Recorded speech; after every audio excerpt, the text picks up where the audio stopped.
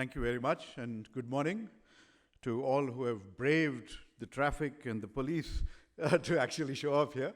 And it's a pleasure to have you join us for the opening session.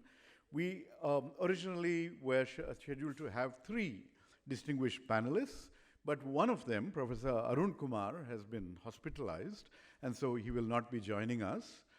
You would know that he's written extensively about demonetization, about black money.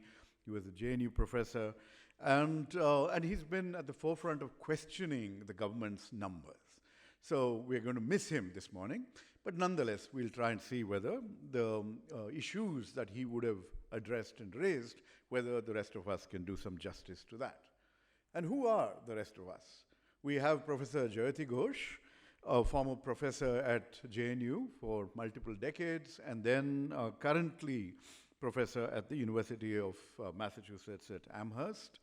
One second, let me just try and condense actually a fairly detailed bio that I have here. She's part of the G20 Committee on Inequality. She has been part of international boards like the UN High-Level Advisory Board on Economics and Social Affairs and Effective Multilateralism, and also part of the WHO Council on the Economics of Health for All. She's been a member of the Knowledge Commission and has been an advisor to the Planning Commission. She's a winner of multiple awards, including the John Kenneth Galbraith Award and the ILO's Decent Work Research Prize. So I think her work is more than decent. No, I'm just... Anyways, that sort of humor is actually something you should expect from our next speaker, Rathin Roy. Dr. Roy is Distinguished Professor at the Kautilya School of Public Policy, and previously he was the Managing Director and of ODI in London. Prior to that, he was the Director and CEO of NIPFP, the National Institute of Public Finance and Policy. He holds the distinguished record of having been a member of Prime Minister Modi's Economic Advisory Council, and he was an economic advisor also to the 13th Finance Commission. May I request both of you to join us on stage, and we can get started.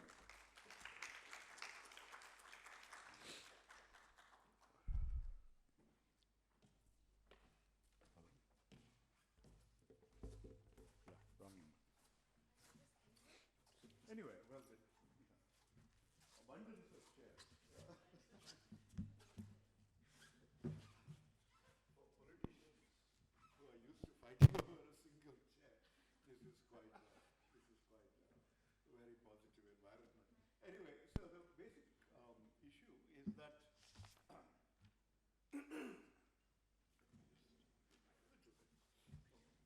so just to set the agenda, is the mic on?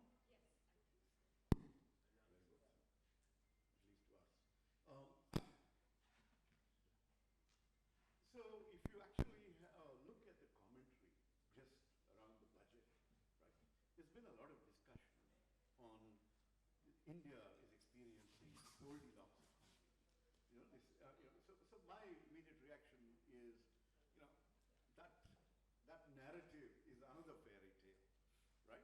So just wanted to get your initial remarks about what is the state of the economy, and while before they open up on that, if you haven't had a chance to sign up for this report that my Congress Research Department have recently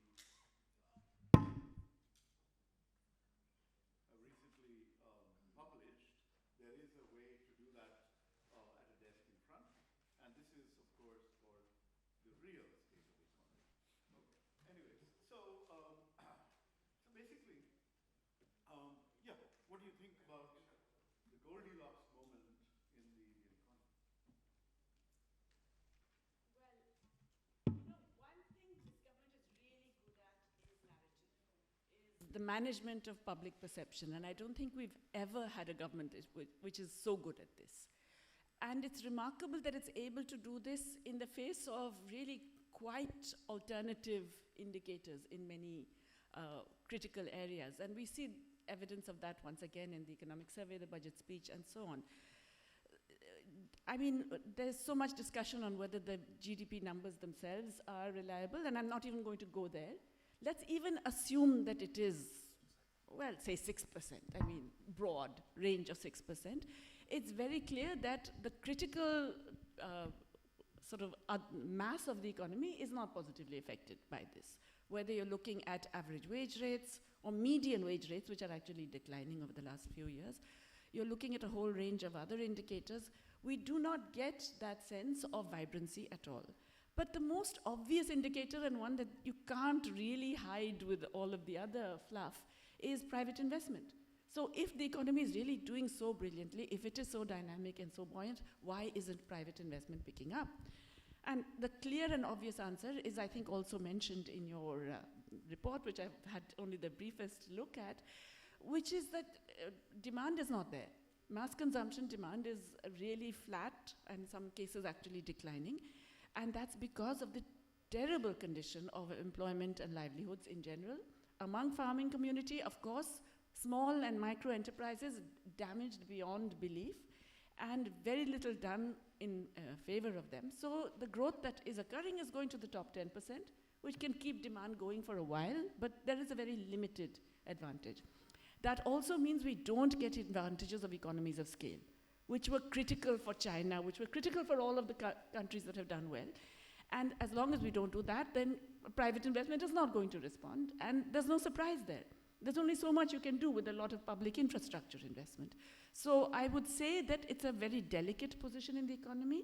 It's made worse by the denial that is evident in policy circles, and now it's made multiply worse, many, many times worse, by the disastrous trade deals that we are apparently rushing to sign for no apparent reason. At least no economic reason, shall I say. Well, thank you very much. Ratin, would you check whether the other mic is working? Yeah, I think it's working, isn't it? Good. Thank you for inviting me. Let me start, like Jayati, by saying that I will take the numbers for granted. And let me join the government of India in its pessimism about the Indian economy. Extraordinary pessimism of a kind I've never seen before. We don't get, we have a problem in this country, which is that things are so bad in terms of the self-confidence of people in the government. I've never seen such an underconfident government in my life. Do not mistake bluster for confidence. That everybody has a view in this government, in the cabinet, and of course in our corporate sector, media, usual suspects, about very refined view of what India will look like in 2047. But if I ask them what India will look like in 2030, nobody has a clue. Most worryingly, there is no official estimate of what growth will be, what the economic structure of the country will be, what employment will be. Will we still have a balance of payments deficit? Will it be less? Will it be more? There is nothing except our very, I think, hardworking chief economic advisor has published an economic survey this time, where he says that India's growth rate this year is 7.2%, no question. And he says that India's growth rate will be between 6.8 and 7.2% through to 2030, which means this is the best we can do under Mr. Modi. If that is the only judgment that we have about how the Indian economy is going to progress, then I'm afraid all this talk about Goldilocks is only masking the advent, which has already happened, of the big bad wolf. For those of you who have read Goldilocks, the story, okay? Was it the bears and the big bad wolf? Okay, what was the bad person in Goldilocks? The bears were bad. The bears were bad. Oh, well. Goldilocks ate baby bears. Okay, there must have been a villain in Goldilocks. She ate the baby bear's porridge. Oh, that's a bad Goldilocks. Okay, so there you go. Then this is a bad Goldilocks. She ate the porridge. Now, the second problem we have, I think, with this so-called growth rate estimate is it masks not inequality. We are all aware of that. I think so. But its consequences in a very real sense. The next panel, I'm sure, Santosh is here and many others, will elaborate at some very accurate empirical and analytical length on the dimensions of what is a serious structural employment problem we have in this country. But the consequences of that are on the macroeconomy, and let me give you one or two simple examples, and then I'll conclude with a final comment. the income tax, the rate at the income at which you start paying personal income tax now is 1 lakh rupees a month. That is approximately 6 times the per capita income of India. In the UK, you start paying income tax at 1/3 the per capita income. In Brazil, at just over half.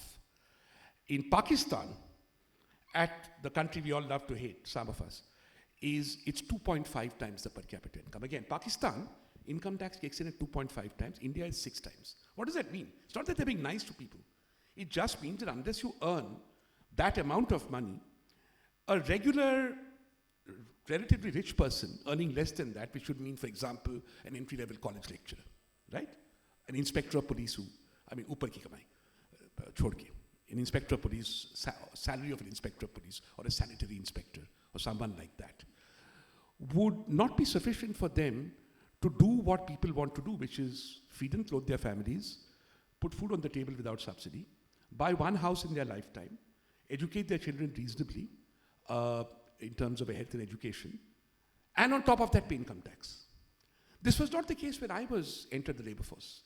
When I entered the labor force as a college lecturer, my salary was taxable. And I could have dreamt, and I was in Delhi, there was no EMI then, but if there was, I could see a pathway to buying a house in Vasant Kund, okay, up and coming area then. In 5 to 6 years, I could see a pathway. Small house, I could see a pathway. Okay, to break my back, but I could still see a pathway.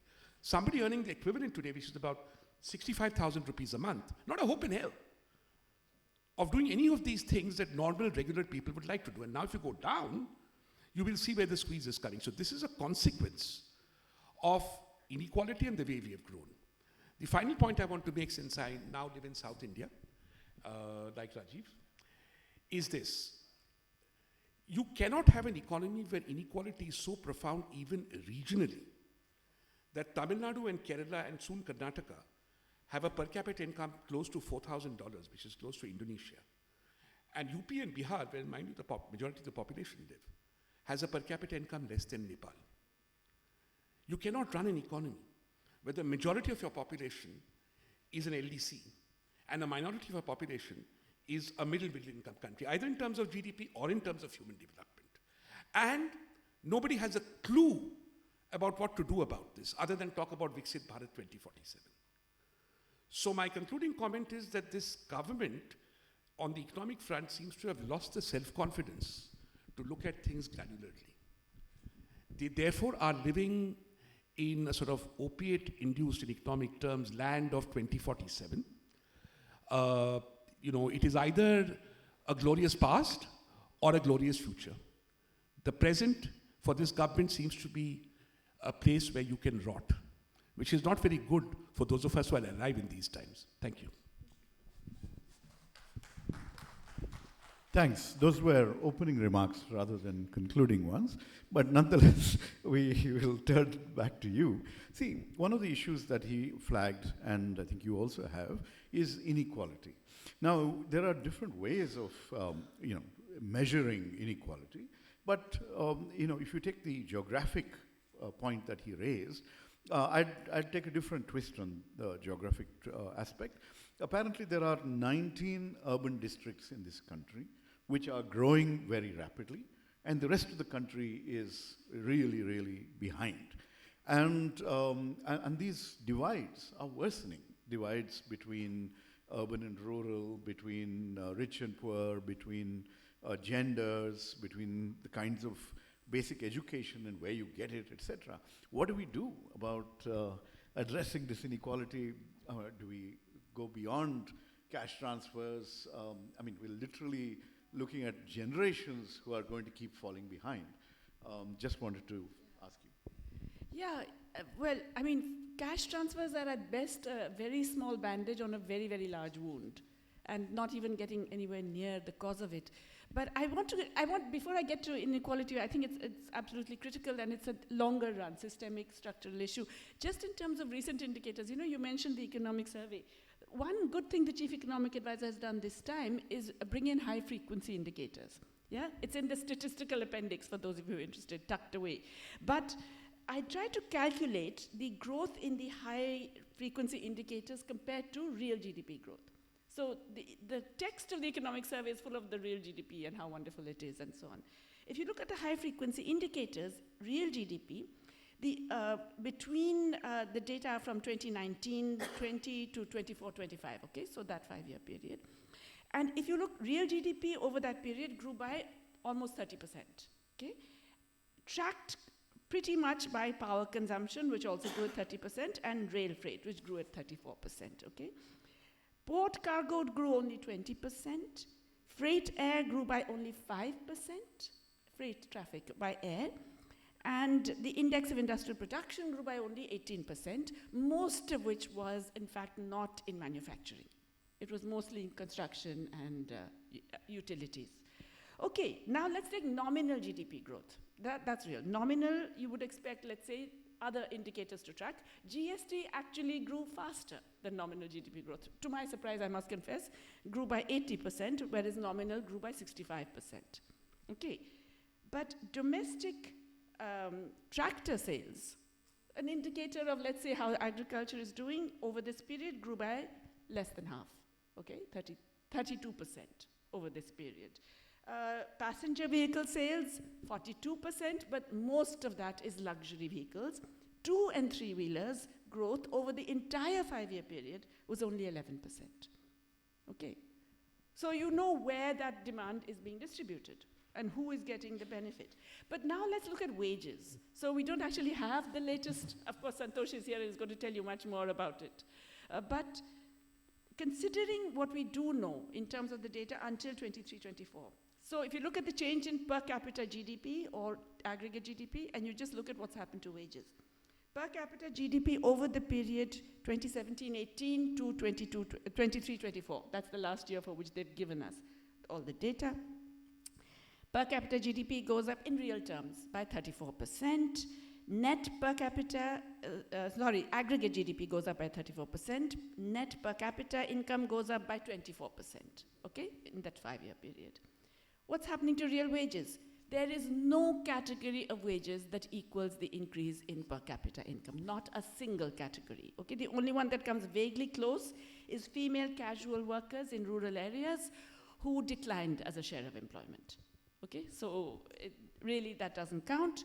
If you look at all the other categories in rural areas, male wages for regular and casual, they grow by 18% for casual workers, for regular workers, only 3% over that whole 5-year period, once you've deflated with the consumer price index.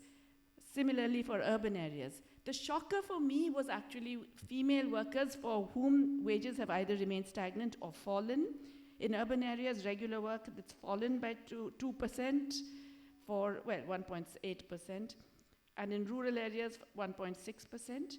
Self-employed, the earnings from self-employment for women down by 12% in real terms. In rural areas and down by also 12% in urban areas. So basically workers are really much, much worse off. We are talking about absolute declines in real income for a significant category, and this doesn't count all the others who are suddenly called workers, the ones who are unpaid workers in family enterprises, who currently account for around 1/3 of those who are defined as employed among women, just under 1/3. So what we are seeing is actually dramatic deterioration, and that's an inequality which is across, I mean, there's a definite gender angle to it, but it is across a whole range of indicators. One of the most obvious ways of remedying this in the immediate sense is actually a dramatic expansion of good quality public services. Because that, whatever your income, if you can access decent public services, decent health, decent education, essential nutrition, etc., you have a minimum base on which to live. That also provides much more employment. These are heavily employment-intensive activities. They create multiplier effects in the rural areas. We clearly have to generate that kind, and of course we have also seen that when Narega was active and vibrant, you got an increase in the market wage and a reduction in the gender wage gap in all of these areas. All things that are being destroyed, whether it is public health, public education, definitely the employment guarantee. These are all things that should be dramatically expanded. We are getting a reduction. So the inequalities are largely policy driven. It was mentioned very quickly, I'll stop there. There was a report we had to submit to the G20 on inequality globally. And the broader conclusion of it was that it is essentially a political choice. It is policy driven. And there are many ways in which it is policy driven. Inequality, what is now called pre-distribution, in terms of the functional income distribution, in terms of the how much you allow the wealthy to capture more of the assets, how much you allow the very rich to grab greater shares of national income, how much you allow large capital to grab a greater share even of the profits, etc. All of these are determined by your regulatory processes and the kinds of incentives you give. But also your ability or desire to tax is critical in the redistribution part. And again, that's a clear policy choice, and we have progressively, and particularly in the last decade, handed over more and more potentially taxable revenues to the rich and to large corporations who have not responded with higher investment. And it's kind of obvious that they won't, because there isn't that domestic market, So it would be foolish to even expect them to.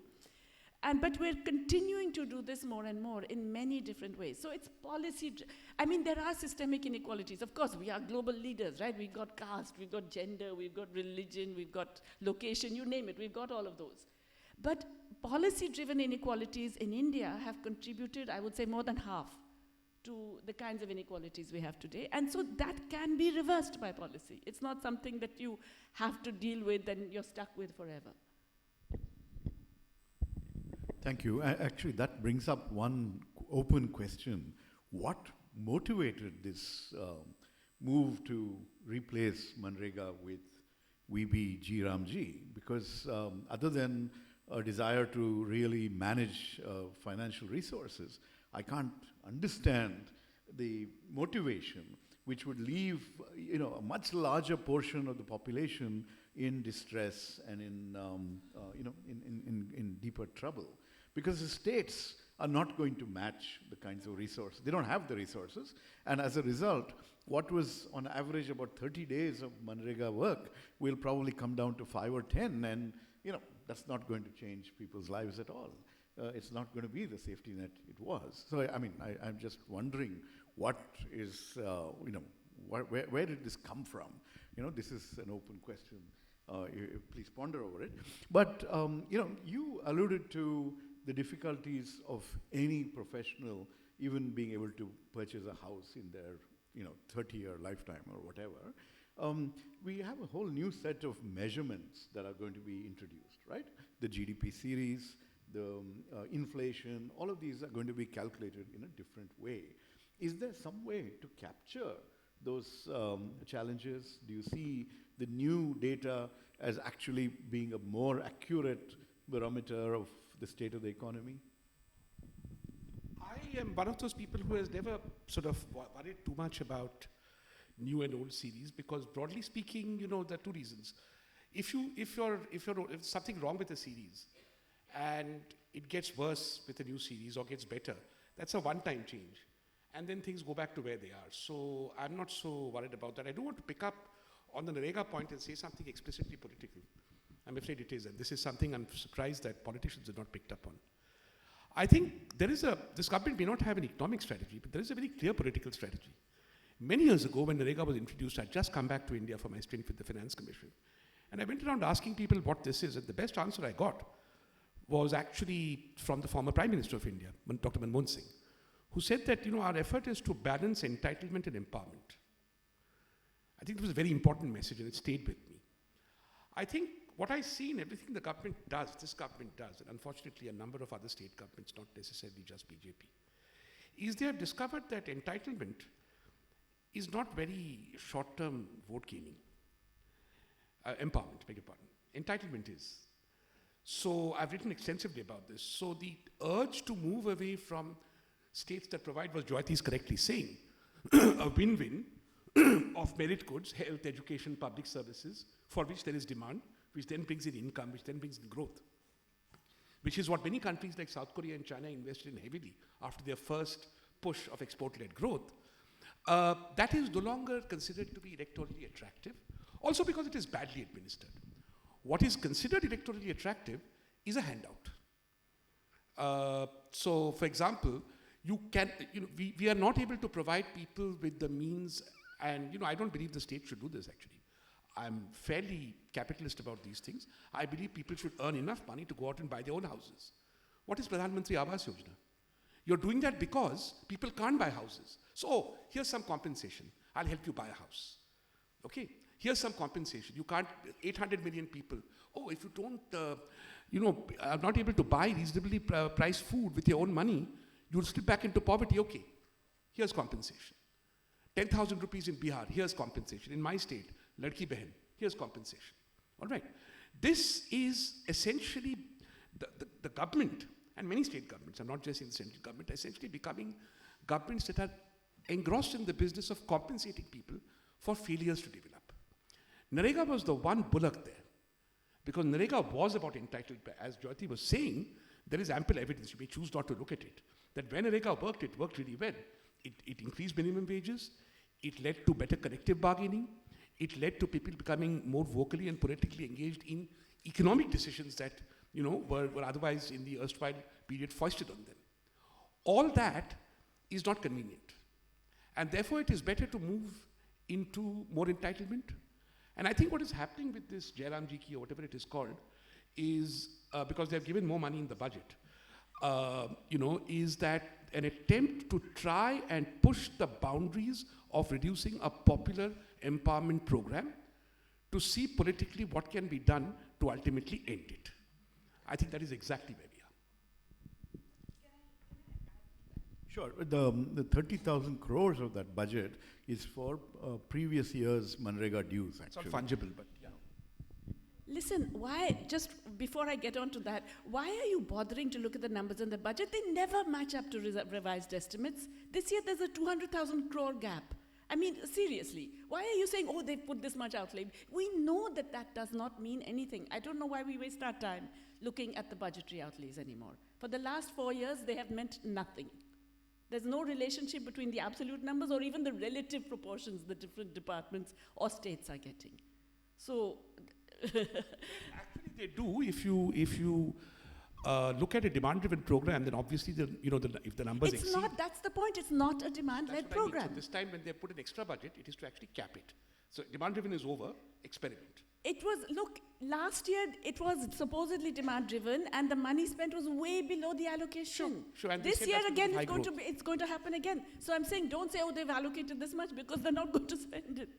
Allocated it, that's all. So the signal you're getting politically is, here's an allocation. That's the political. That's all. That's what I said in the beginning. I'm talking politically. I'm not talking, I'm not doing accounting. But just to get back to the Narega, Rajiv, your question, it's what Ratin was saying, but I think it's a deeper thing. It is basically that you really cannot stand any rights-based approach. So it's really the entire thrust of this government has to be to move away from any notion of a citizen's rights and the corresponding duties of the state to anything being the gift of the state or the gift of the leader. So whether it is food rations with the Prime Minister's face on the packet or it is vaccine certificates with the Prime Minister's face, which anyone who's traveled will know. If you traveled, then you were rejected at the airport because they said, that can't be you, that's not your face. So that's not your genuine vaccine certificate. Yes, of course. So what this government is doing, look at the way this VB Ramji has been designed. It's entirely the mercy of the center. They decide where, how much, which districts in every state, what activity, all of that is a central decision, and it will be presented as the gift of the leader. So it's a complete reversal. So just like right to food has been underdone, it's the Prime Minister giving you the gift of free ration. Similarly, it is the right to work being undone. It's the right to information which has been destroyed already.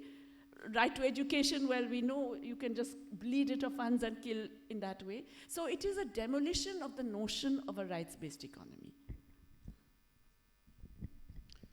Thanks. Now, we have a Finance Commission report that has just come out, which has changed the equation on on the formula for allocation of resources between states. right? And the horizontal devolution. What do you think of that? And do you think this is going to spur growth, or is going to make, what's your reaction to that? Okay, so I've been writing about this, so watch this space. You see, the most interesting thing about this Finance Commission happened when it was set up. I've been with the 13th Commission, I've watched the 14th Commission. Normally you get some joint secretary sitting and writing. So the Finance Commission, as you all probably know, is a constitutional body. Its minimum duties are to decide the vertical devolution, how much of the divisible pool of taxes the center gets, and how much the states get, and then how much, not decide but recommend, how much each state gets on the basis of a transparent formula. Now, a lot of sort of meaningless addendum is added to that depending on the whims in a weak state of, I'm afraid it is that, it's not the politician, don't seem to have the grasp or the wit to understand this, of some joint secretary who drafts the terms of reference where, depending on that person's experience, it's say, sequester money for defense, 15th Finance Commission. Worry about ecology and environment, 13th Finance Commission. And so on and so forth. Irrigation pe dhyan do, 10th Finance Commission. This commission was interesting because in this commission, none of that verbiage, was added to the TOR. The TOR just said this commission will decide the vertical and horizontal devolution for the next 5 years. Why did they do that? They did that, in my view, I have no privy information, because they realized that there is an existential problem, which I alluded to earlier, confronting India's fiscal situation. And that is this. For the last 40 years, two things have happened. The south of India has grown disproportionately faster than the north. I haven't checked the data, I don't know reason to disbelieve it. Arvind Subramaniam and Devesh Kapoor wrote a book where they showed that the growth rate of the peninsular states from 1990 to 2018 was the same as China. Okay, now that's very rapid growth. It doesn't mean that everything is hunky-dory, but at least in terms of growth. So that is where the economic engine of the country has been, which is why they're close to the per capita income of Indonesia. The north has not been growing much, and therefore it is like Nepal, most of it. At the same time, obviously, we have been violating the principle, you may not like this as a South Indian politician, we've been violating the principle of one person, one vote. We have stuck to the 71 population numbers in deciding who gets represented by how many votes in parliament. This is untenable, it cannot continue. In my view, so is the unequal growth of the south versus the north. This can also lead to a political crisis because I've done this research. I'm wondering how to put it in paper politely, because these are not propitious times to be frank. Let me put it this way, that in no country in the 20th century that I have looked at where this has been the case has survived being a country, where the majority population is a minority economic prosperity holder. The two that did have this problem, one was called the USSR, and the other was called the former Yugoslavia. Whether you look at the EU, whether you look at Germany, whether you look at the US, whether you look at Australia, whether you look at Brazil, rich people are in the majority population geographies. So this is an existential problem. And the way we have tried to sort it out of the Finance Commission has been very interesting. In the horizontal distribution, so you have two problems actually, The vertical distribution continues to inexplicably give a very large proportion of resources to the government of India, to Delhi Sultanate. About 60% in this commission. Now, the government of India is not supposed to be making things for you or doing things for you or producing health and education for you. They're supposed to be doing defense, railways, etc. What has happened, of course, is that over the years, and this is bipartisan, government of India has got into the business of compensatory state because that gives electoral rewards. So the government of India is now doing compensation in Awas, compensation in education, compensation here, compensation there, centrally sponsored schemes, all sorts of things. There are other reasons why they get it. They're basically inefficiently run and therefore fiscally weak. But anyway, so now you're only left with sort of 40%, a minority for the states to actually do the real business of improving people's lives. That 40% is divided across India, and the most interesting thing is not by population, which otherwise, population has a relatively low weight. The largest weight in the horizontal devolution formula historically has been the inverse, by some metric, of the per capita gross state domestic product of a state. Everyone had their own formula. I had my own, the next guy had his own, but broadly it's that. Okay? This is a hugely fraternal gesture in my view. To say that the poorer you are, the more money you get, not the more populous you are, but the poorer you are. Now, it so happens the most populous states are the poorest states, but still, nobody in my experience, the 12th, 13th, 14th finance commissions I was involved with, had an objection to this. My own state, Maharashtra, would say, oh, we have underdeveloped parts in our state, please give us grants. Nobody said this is in principle wrong. Now, because of the political economy I just explained, southern states are saying enough. Why should we give up our resources? And my friend PTR put it very nicely, former finance minister of Tamil Nadu. He said, okay, we don't mind providing money, but why is there no convergence? Why is there continued divergence? So in my view, the Finance Commission, I was expecting this Finance Commission as a constitutional body to put this question before us head on and to, present us with an evaluation of it and what can be done. There's very little that can be done without collective discussion. But that discussion is essential because this is an existential question for this republic. They did not do that. Instead, they played games. So they kept the vertical devolution constant, right? So the center wouldn't have an objection. They then added on a new criteria called 10% of GDP for GDP contribution. This is similar to the 15th Finance Commission, which said, oh, you don't like the 2011 population we put in? We'll put it as a demographic indicator. But so, as a result of which a few states, not Tamil Nadu, Karnataka, Kerala, and Telangana got a little more money than they would. But this does not solve the existential question. It does not even address it. And my disappointment with this Finance Commission was, given the opportunity with a historic TOR that asked you to focus, they decided to play courtier games and tinker at the edges with a formula that will temporarily make a few chief ministers potentially happy. I'm very glad to see that they're not. And the chief ministers in the South, all of them, have robustly, even Mr. Naidu, if you follow him, challenged this Finance Commission's neglect or abdication of its responsibility in answering that existential question. So that's my take on the Finance Commission. I mentioned the urban areas that are growing faster. Those go beyond the peninsular states. And within the peninsular states, for example, Karnataka, Professor Govind Rao, who will be here with us later today, has just submitted a report on inequalities within Karnataka, which have actually worsened. Bangalore, of course, has been growing very rapidly, while the rest of the state has been falling behind. So we have, extraordinary intra-state challenges as well. Now, one last question before I open it up to the audience. Two demographies. One is youth, and I don't want to preempt other sessions about jobs, etc. But that whole youth demographic dividend that we were expecting seems to be petering out. That's one. And then the silver economy. Those of us with grayer hair, what about that section? Have we paid any attention as a nation? And what should we do urgently? That's... Yeah, these are huge issues, and I think both of them are made worse in the Indian context by this whole gender divide. Because in both of, whether you're talking about young people or you're talking about older people, it is, broadly speaking, women who are getting even worse, given the social cultural contexts that we're operating in and so on. So yes, these are huge issues. We are not doing anything about it. We are kicking the can down the road. The thing about aging is that I don't think people realize the kind of public investment that is required. You need to have a whole change of infrastructure. You need changing transport conditions. You need, changing patterns of connectivity and all of those things, which in many other countries, not similar per capita, but other developing countries, they are considering, because aging is a universal phenomenon now.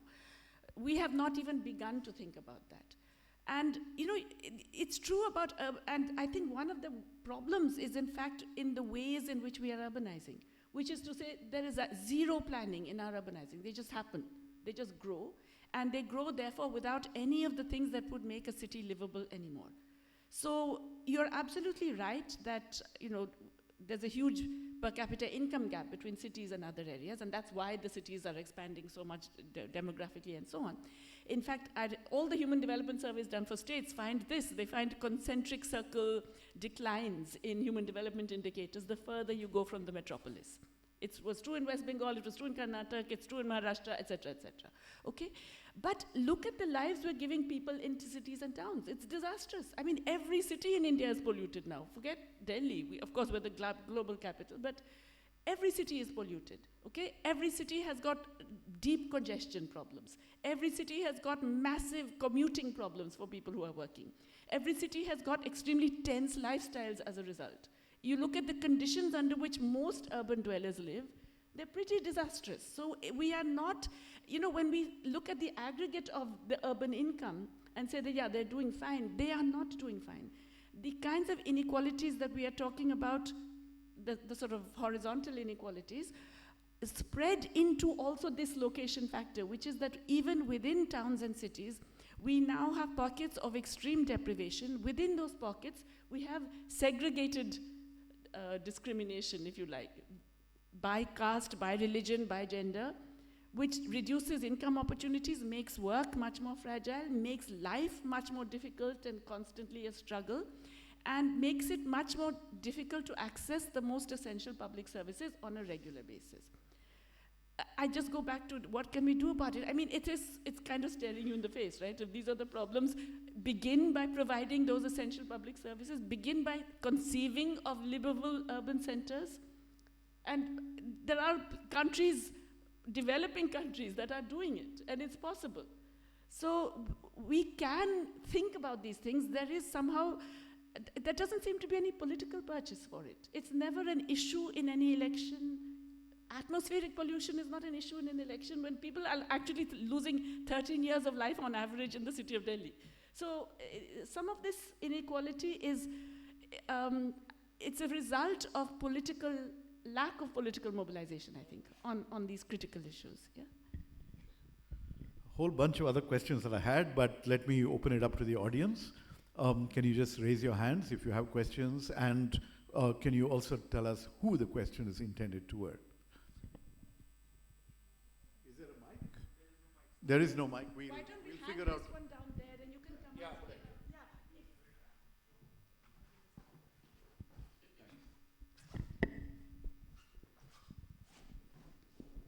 Good morning, sir. Good morning, ma'am. Good morning. I just have two questions. My first one's for Professor Ghosh. So people argue that the solution for distressed cities is more urbanization. How would we go about that, and why is that not happening? And my second question to Professor Rateen is, how do you see the cash transfer joyride ending, and what are the political and fiscal consequences of it? Thank you. How do you see the cash transfer joyride that all state governments are going on ending, and what would the political and fiscal fallouts of that be? Thank you.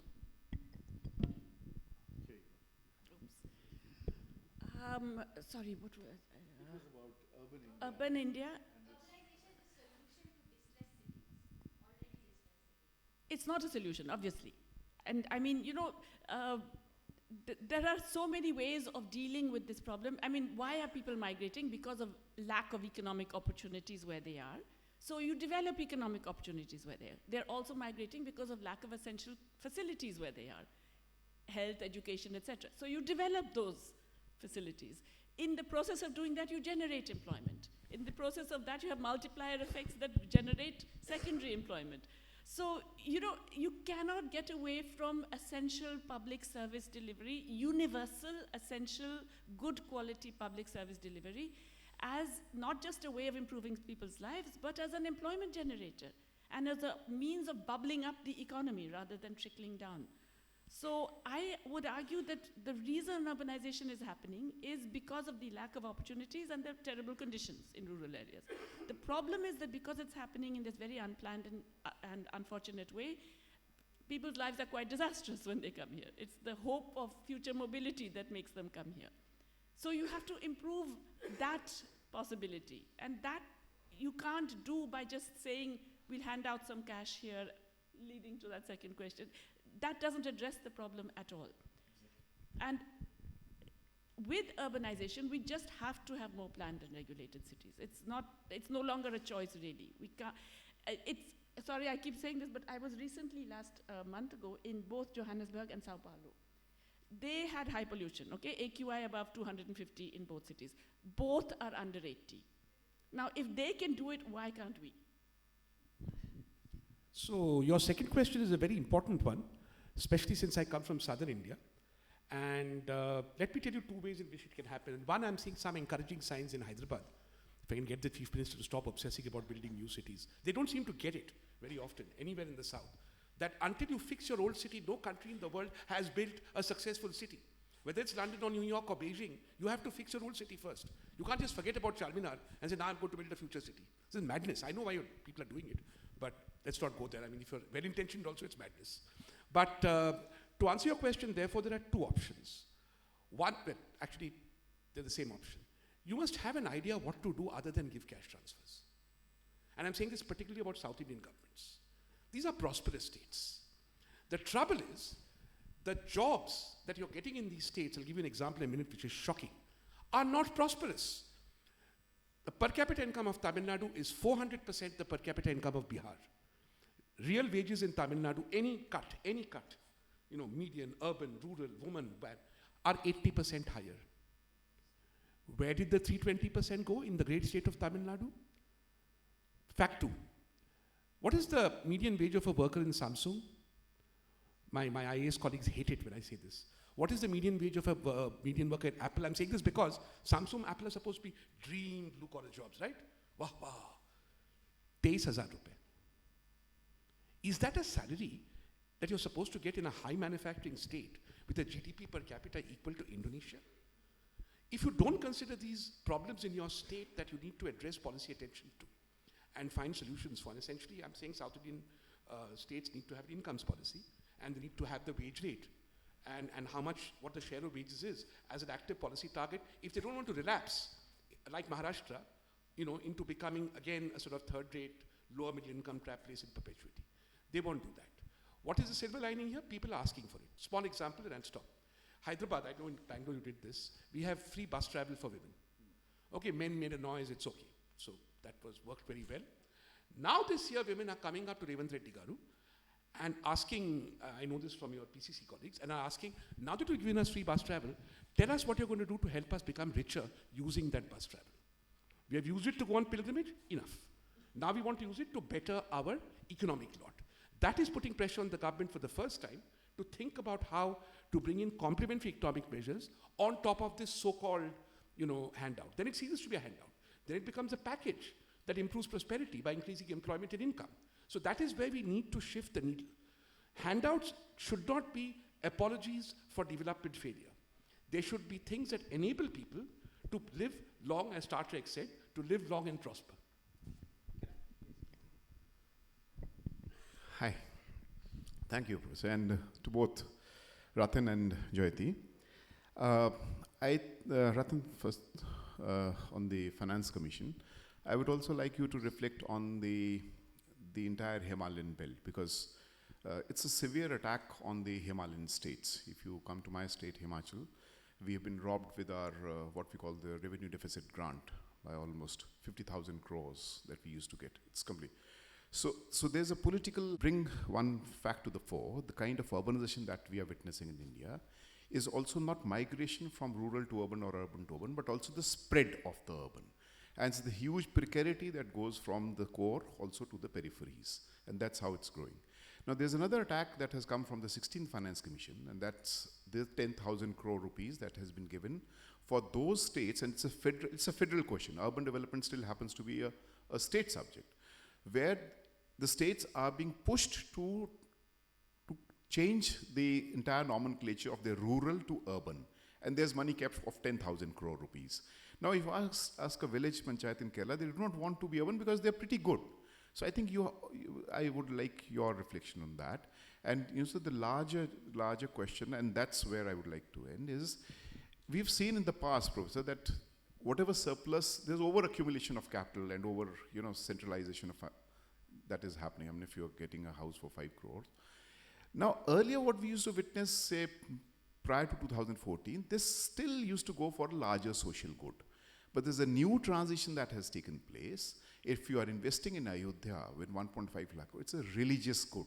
So this surplus being transformed through the city apparatus, through the entire mechanism of accumulation to the larger religious good. So you find these religious corridors, even if they are not sustainable, the Char Dham Yatras and all, I want you to reflect on that. Okay, can we just take any other questions? Yeah, one last question from a gentleman here in front of us. Yeah, and then I'll toss in one more. Sometimes social scientists are more prescient. 80s, Arvindan Das said, it's a pretty comment, that if the country doesn't change Bihar into its own image, Bihar will change country in its own image. That's happening. With this comment, what I was trying to figure out from your discussion, as urban growth, Kundu says after 70s, there's not much of urban growth. The divergence between South and North, Himanshu and others have been saying that 67 and 70s were actually the point where departure was beginning to be seen, Palanpur studies and all. Now, if that is the trend, what is the qualitative difference that you can see between South and North that actually happened in the last decade or so, the trend? The second question would be, what happens to Punjab? Number one country, now it's number 18th in many sense. What did Finance Commission do with Punjab? Border state, no strategic investment. So what does it do? Because Punjab pulls up northern poverty, the Bihar migration, UP migration. What should we do with Punjab? Because that is the crisis in the north at this moment. Thank you. Okay, but be very succinct, please. We need to. I don't know what to do about Punjab, I don't know pata. On the broader question of the devolution to the southern states, you see, I can do many things, but I can't make up for the general historical illiteracy of the esteemed 16th Finance Commission. If you read the argumentation, they say the revenue deficit grant does not promote fiscal discipline. That was never the intention of the revenue deficit grant. The idea was there is a simple, my public finance colleagues go on about it, I don't have much patience with it normally, but here it works. That fiscal capacity and fiscal needs should match, and there should be no structural reason why inhibited fiscal capacity should result in non-meeting of fiscal need across the Union of India, right? Now, in the case of Kerala, which is often touted, it's a gross, I think, misrepresentation to say Kerala's public finances are badly managed. Maybe they are. That's not the driver of the revenue deficit grant. A large chunk of Kerala's income comes from its remittances. Now, that's nice for Kerala. You get pretty yellow houses in Palakkad, but it doesn't add to the tax base, and it doesn't add to the GDP number. So the Kerala government is not able to get a large source of potential revenue that they would have otherwise got if this income was produced domestically, because taxes happen on domestic income, domestic consumption, right? So they have been given the revenue deficit grant. Himachal Pradesh, Kashmir, Uttarakhand, and the northeastern state, it has been well realized that for reasons of geography, there is a structural fiscal capacity constraint. Now, if you don't understand this, which we teach at undergraduate level in Indian public finance, then I'm afraid there's not much I can do. Yeah, no, I want to, first of all, agree with you about the nature of urbanization, that it is actually much more complex. And there's also the whole phenomenon of census towns, which we are not accepting on the administrative or economic policy level, and how we actually address those. And do you make them in municipalities? Does it help, etc.? I think those are very big issues that deserve to be dealt with. Just a footnote on the Finance Commission. Why have none of you raised the point about how they didn't put a cap on cesses and surcharges? I thought that was obscene. Oh, watch my article. Oh, okay, fine, okay. But we're on the same page on that one, right? That it should be done. Yes. Rajiv, you had a question. Yeah, no. This is more like a concluding question. As I was driving in, I could see posters for the AI summit, right? So there is some new technology that's emerging on the horizon. What are the possibilities? What are the threats? Would you care to think about that from an economic point of view? I'll leave Jyoti with the last word. I'll just say that this is a question now as a lapsed educator. I'm back to educating people. I ask myself, and my colleagues ask. You know this, you're on the board. AI can be a threat in terms of people misusing it, such as a drug, very often, not to learn. AI can be a way in which to foster learning. Our job as a university is to make sure that we use AI in a way that fosters learning and maximizes it. My challenge, therefore, as a lecturer, when I teach and set exam papers or assignments, is to make sure they're AI-proof. And that's something that requires teacher training, etc. You can see it's a whole process of thought here. The same is true for every industry, I think. In every industry, these things can be good for you or bad for you. It, however, remains the case that what you're seeing, that a global pattern, which Jyoti knows much more about than I do, of essentially rich countries making more and more extractive money out of knowledge rents, that is going to amplify. And that is going to be applied to your lives, because it's not AI as such, but who owns it, where it is owned, and where the returns from it go. Just like with all the knowledge revolutions in tech that we have had in the last 30 years, that is the fundamental strategic question that I think our government should be grappling with. I'm sorry they don't have the bandwidth. Yeah, also on AI, I wish I knew more than I do. But if you just look at the global phenomenon of AI, there are two things that are emerging very clearly. One is that there is clearly a bubble, okay, in terms of the overinvestment and etc. And the other is that it is going to be labor displacing, whichever way you slice it. So both of those are things that we have to factor in when we're looking at our economic approach. I'm not talking about in universities and so on. That, yes, we all have to adjust as we see best fit. But these two are very clear on the horizon. In fact, not on the horizon, they're happening right now. They're already impacting our IT sector, et cetera, et cetera. But the downside is the massive ecological cost, which we do not factor in. I mean, these servers are crazy. They are power guzzlers, water guzzlers, deeply environmentally damaging, and there is no attempt to. So it's not just that the rents are going to be appropriate, it's just that we're going to be stuck with all those servers.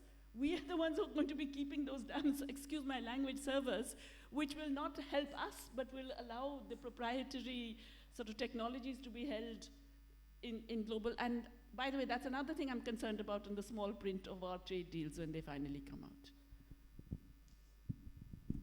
We could go on and on. Do you want us to? No, I think we have to yield to other panels that are, ready and raring to go. So thank you, Professor Jayati Ghosh. Thank you, Dr. Ratin Roy. Thank you for our spectacularly engaged and attentive audience, and Samrit Bharat Foundation and the Rajiv Gandhi Institute of Contemporary Studies for having, organized this fascinating conference.